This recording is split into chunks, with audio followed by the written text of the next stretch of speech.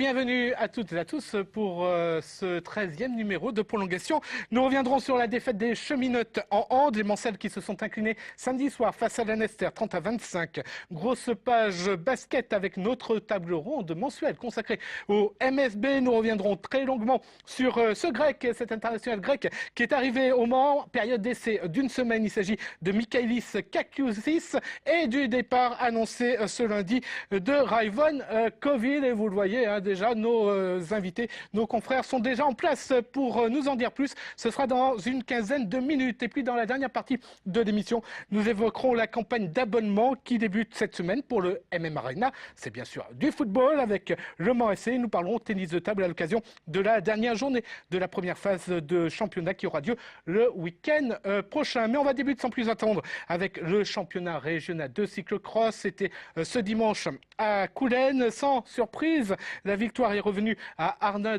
Jansson, compte rendu sur des images d'Amoul Chamsoudine.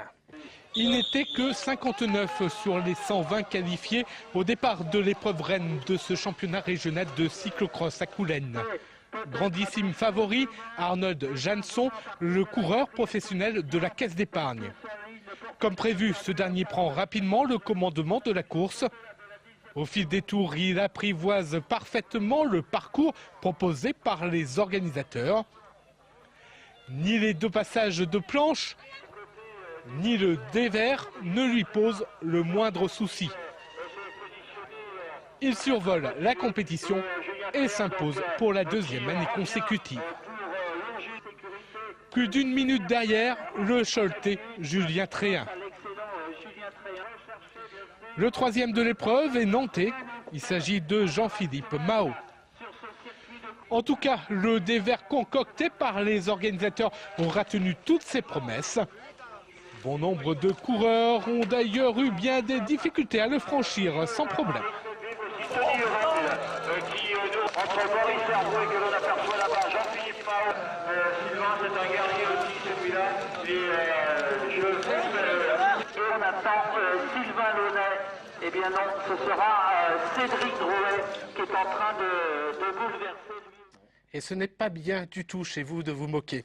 Allez, on enchaîne avec un résultat de football en première division féminine. Les Mancelles du Mans FC se sont inclinées à Montpellier 3-0. Elles rétrogradent donc à la 10e place du classement. Le basket à présent avec tout d'abord les résultats de la 9e journée du championnat de France de Pro A. Le MSB est allé s'imposer hier Toulon 76-71. Nous y reviendrons longuement dans notre page spéciale consacrée au basket dans une dizaine de minutes. Roanne, Strasbourg, Portez, Le Havre se sont également imposés à l'extérieur. Au classement, Gravelines, Roanne et Cholet se partagent la première place. Les Manceaux se retrouvent 14e avec 4 points de retard. Poitiers-Vichy reste dans la zone rouge des relégables. En National 2 féminine, victoire de Coulennes à Gravenchon 57-46. Les Coulennaises toujours co-leaders. Surprise quand même de leur poule, elles qui ont fait la montée en début de saison. Elles sont co-leaders avec l'équipe du Chénet. Et puis en National 3 masculine, là également, la Jalte Le Mans s'est imposée. C'était à Montivilliers, 75-67. Les Jaltais co-leaders, eux, avec l'Union Rennes. On passe au hand, National 3 féminine, la défaite du CSC Le Mans face à Lanester samedi soir, 30-25. Les adversaires étaient pourtant à la portée des Mancelles qui ont péché par trop de précipitation. Le compte rendu en images. Les Cheminotes effectuent un très bon début de rencontre, menant 3-0 après seulement 4 minutes de jeu. Mais Lanester ne tarde pas à réagir et à peine 2 minutes plus tard, revoilà les deux équipes à égalité. S'ensuit 4 minutes de disette pour les deux équipes qui doivent faire face à deux gardiennes très attentives. Et lorsque les deux équipes retrouvent enfin le chemin des buts, chacune répond à l'autre. Les égalités s'enchaînent, 8 partout à la 20e minute de jeu. Mais les dernières minutes de la première période sont fatales aux Mancelles qui multiplient les imprécisions au shoot comme dans les passes. Lanester en profite pour prendre un peu le large et se permet même le luxe d'inscrire un but juste avant de regagner les vestiaires malgré le mur Manceau, 16-12 à la pause. Les visiteuses conservent cet écart durant une bonne partie de la deuxième période. et l'accentue même à la 40e minute de jeu, 23-17.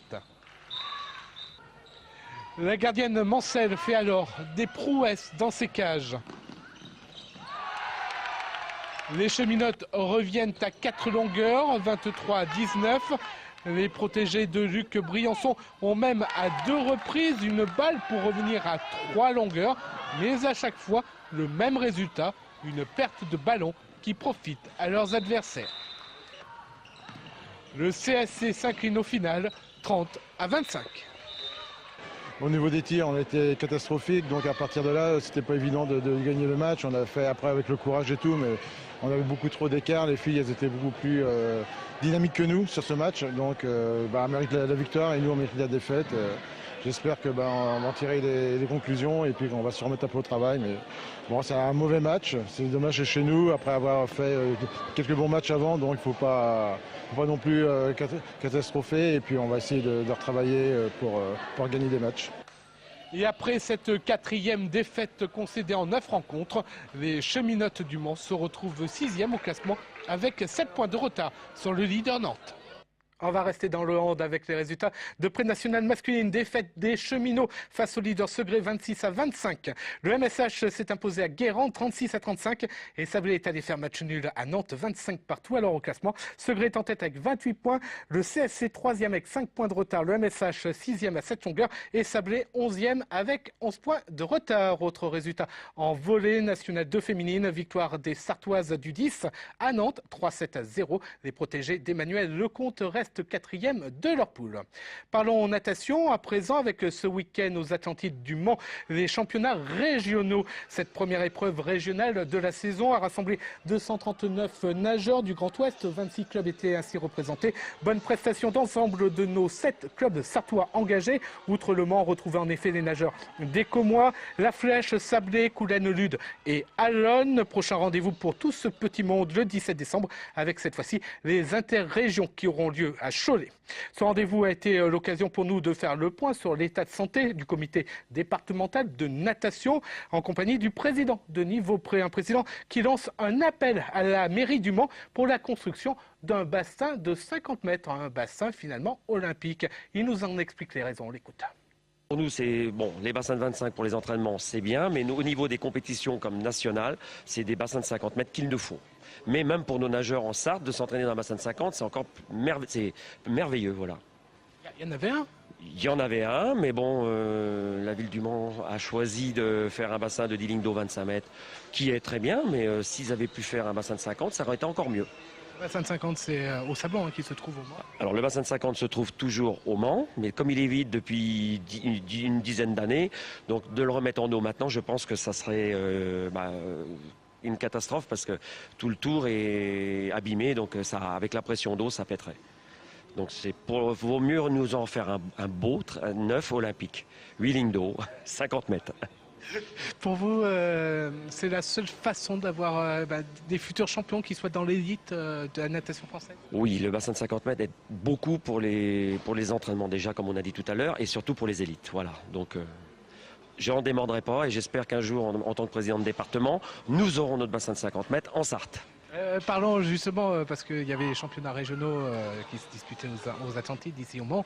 Le bilan, est-ce que la Sarthe pointe son bout de nez ou pas ? Alors la Sarthe, sur le bilan du week-end, on a des résultats, on est sur des podiums, il y a le Seine-Le Mans, le JS Allonne, comme je disais tout à l'heure, La Flèche, donc oui, on se comporte bien sur les régionaux du Mans de ce week-end.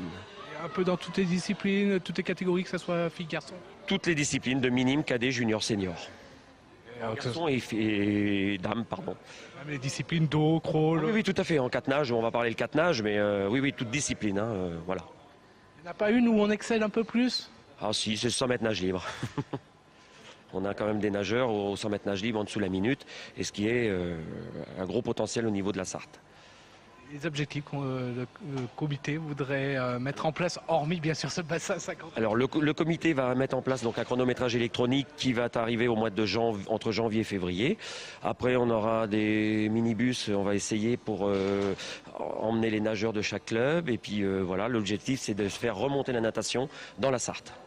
Ensuite avec notre bassin de 50 mètres.